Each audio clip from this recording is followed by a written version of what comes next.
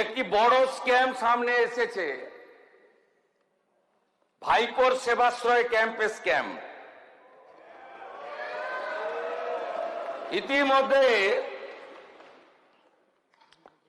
আমাদের বিষ্ণুপুর পিএসএ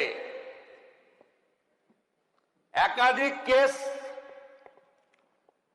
আমাদের ফাইল হয়েছে, এফআইআর। এই এফআইআর এর ভিত্তিতে আমি আপনার প্রথমে অনুমতি চাইছি, আমি মুখটা হেজি করে দিয়েছি, কিভাবে ক্ষতি করেছে দেখুন।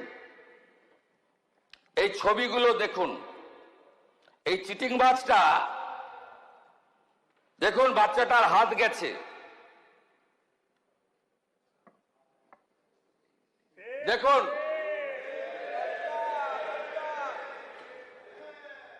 দেখুন আরেকটা বাচ্চাকে কিভাবে বিকলাঙ্গ করেছে দেখুন।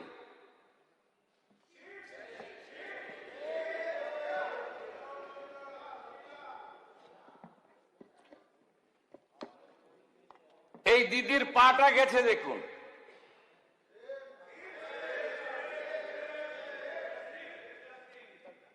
এ যেটা করেছে এই চিটিংবাজ ভাইপো, আল্ট্রাসোনোগ্রাফি মেশিন বাইরে নিয়ে গেছে, এক্সরে মেশিন বাইরে নিয়ে গেছে, সরকারি হসপিটালের ডাক্তারদের বাইরে নিয়ে গেছে, মেডিকেল কলেজের স্টুডেন্ট মুখ্যমন্ত্রীকে চিঠি দিয়েছে। মেডিকেল কলেজের স্টুডেন্ট ডাক্তার হতে পারে, চিকিৎসা করতে পারে? তো একবার ঢুকলে বেরোবে না, এ তো খুনের মামলা। একে কেউ বাঁচাতে পারবে না,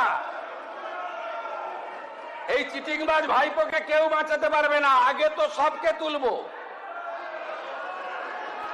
সব আল্ট্রাসোনোগ্রাফি মেশিন সিজ হয়েছে, সব এক্সরে মেশিন সিজ হয়েছে।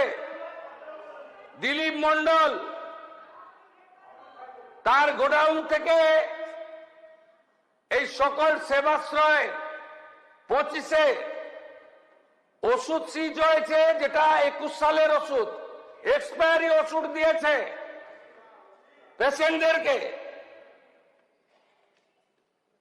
গতকাল আমি একটি চিঠি পেয়েছি অধ্যক্ষ মহোদয়, মাননীয় মুখ্যমন্ত্রী পশ্চিমবঙ্গ সরকার মহাশয়, বিনীত নিবেদন এই যে আমি ডাক্তার রাজীব বিশ্বাস diamond Harbour medical college radiology বিভাগে আরম্ভ চিকিৎসক হিসেবে নিযুক্ত ছিলাম। একজন জুনিয়র চিকিৎসক হিসেবে অভয়া আন্দোলনের সঙ্গে যুক্ত ছিলাম। অভয়া পরবর্তী সময় স্থানীয় নেতাদের প্রচ্ছন্ন মদতে কলেজের প্রিন্সিপাল স্যার এবং কিছু ছাত্রদের ঝামেলার ফলে আন্দোলনে থাকার জন্য হেনস্থার ভয় দিন কাটতে থাকে। আমতলা অডিটোরিয়ামে সেবাশ্রয় নিয়ে জানতে পারি, সেই ক্যাম্পে ডিউটি করতে বলা হয়। একজন জুনিয়র চিকিৎসক হিসেবে নিজের সুরক্ষার কথা ভেবে আমি ডিউটি করি। পরবর্তীতে এসডিওর মাঠে মডেল ক্যাম্প ইউএসজি বিভাগ ডিউটি করার জন্য শামীম আহমেদ আমায় ডেকে পাঠান। হাসপাতালে ডিউটির অবসর সময়ে কিছু কিছু দিনে বাকি আর জুনিয়র চিকিৎসকদের মতো আমি শুধু ডিউটি করি। সেবাশ্রয় 2-এর সময় পড়াশোনা নিয়ে ব্যস্ত থাকার কারণে ন্যূনতম অংশগ্রহণ করি। আমি একজন জুনিয়র চিকিৎসক, আমায় ক্ষমা সুন্দর দৃষ্টিতে দেখবেন।